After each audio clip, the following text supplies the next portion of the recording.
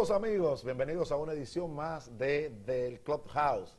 En esta ocasión estaremos conversando con don Miguel Ángel Fernández, que nos acompaña en este momento. Bienvenido, ¿cómo está usted? Muchas gracias, Ildefonso, muy bien. Gracias a Dios, un saludo a toda la fanaticada del glorioso Club Tigres del Licey. Don Miguel Ángel, rápidamente, sus inicios en el equipo de los Tigres del Licey. Bueno, prácticamente nacimos aquí, en este Clubhouse. Mis primeros recuerdos, obviamente mi padre, tesorero del club durante más de 20 años, en la presidencia del gran Monchín Pichardo. Nosotros como jóvenes, como niños, empezamos siendo mascota del equipo, aprendiendo jugando con los jugadores, tomando prácticas aparando con ellos. Obviamente ya papá me puso en la Liga Manuel Mota cuando yo tenía 7 años, que es mis inicios al béisbol. Y esos primeros años de mascota del club fueron unos años lindísimos, años 75, 78. Ya luego cuando pasé a ser adolescente, en los años 80, pues ya sí veníamos y practicábamos con los jugadores, veníamos en las tardes y siempre aprendiendo y escuchando todas las anécdotas y los fundamentos del béisbol per se, que siempre fue una de mis grandes pasiones. ¿Qué base usted jugaba? Yo empecé como shortstop. Terminó siendo pitcher. Terminé segunda base, me cruzaron a segunda. Jugué segunda base muchos años, tanto en la Liga Manuel Mota como en el equipo del Carol Morgan. Yo era el segunda base desde el 80 hasta el 83 que me gradué. Y luego de eso, pues ya, luego de entrar a la universidad, pues ya pasamos a jugar softball. Y ahí nos quedamos jugando segunda base. Y lo de que pasó a ser lanzador es porque en sus años de presidente se le movía la recta. Por eso vamos a hablar un poquito más adelante. En la época de sus inicios, usted habló de la época de Monchín Pichardo. ¿Qué aprendió usted viendo a esos robles de los Tigres? Bueno, primeramente tengo recuerdos de don Monchín, que era un gurú, era una persona muy hábil, muy trabajador, muy consistente. Siempre estaba temprano en la oficina, siempre tenía una palabra de aliento. Era un líder. Recuerdo yo con 15 o 16 años, en la oficina de Monchín, entra un jovencito que decían que iba a ser uno de los mejores shortstop. Se llamaba Tony Cabeza Fernández. Él quería jugar. Tony me debe llevar un par de años. Él tendría 17 años y él quería jugar aquí.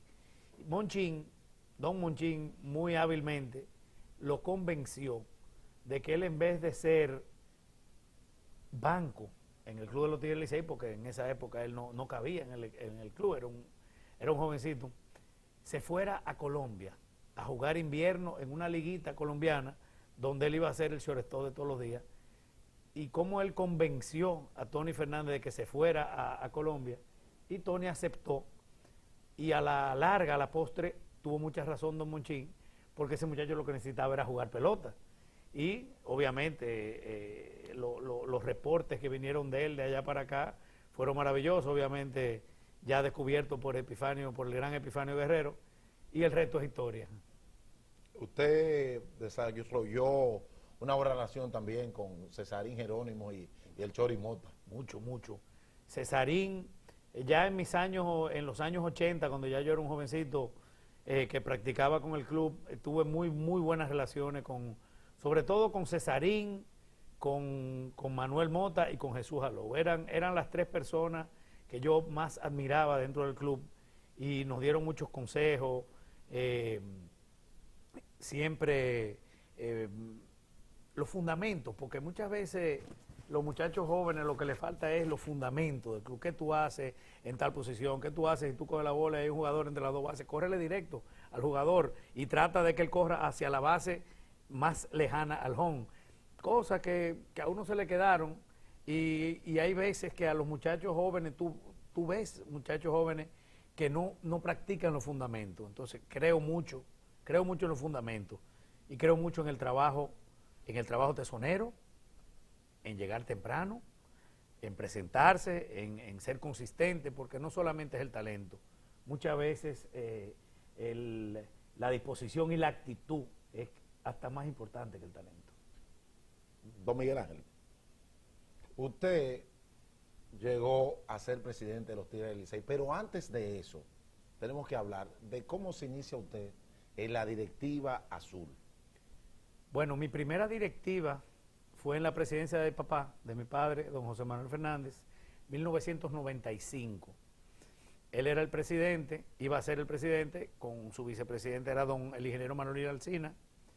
Estaba en esa directiva don Fernandito Ravelo, estaba don Hino Espósito, don Mimío Borrás y algún otro. Yo era el único joven, eran todos señores ya muy diestros, y yo iba a esas reuniones básicamente de oyente, porque uno como joven tiene que saber respetar los rangos, y yo aprendí mucho de esos viejos zorros, sabía mucho, no solo de pelota, sino de negocios y de la forma de manejarse. Fue una experiencia muy bonita, 95-97. En el 97 papá se retira y yo me retiro con él a dedicarme a los negocios de la familia.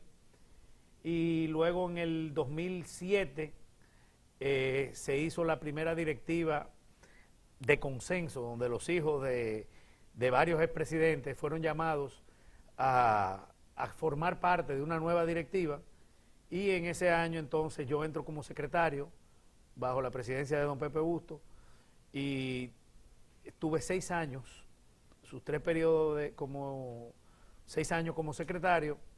Luego en la presidencia de don Fernandito Ravelo paso a la tesorería, y a la presidencia de Miguel Guerra sigo en la tesorería hasta que alcanzo la presidencia en el 2015, 2017, convirtiéndonos en la primera pareja, papá y yo, de presidentes de este prestigioso club. Bien, vamos un poquito hacia atrás porque vamos a llegar hasta ahí, porque eso es histórico definitivamente. Ustedes se convirtieron en la primera pareja de padre e hijo en ser presidente del equipo de los Tigres del Licey, pero de eso vamos a hablar un momento, porque en la presidencia de don el Caballero Azul, su padre,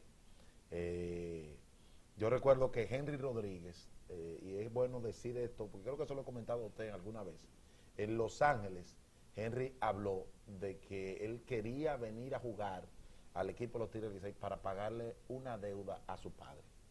Y no hablaba de una deuda económica, sino de una deuda moral, porque don José, un familiar, creo que su madre, su padre, alguien había muerto en la familia, y don José se había hecho como parte como es el Licey, parte de la familia, y Henry sentía el compromiso de retribuir el gesto de su padre.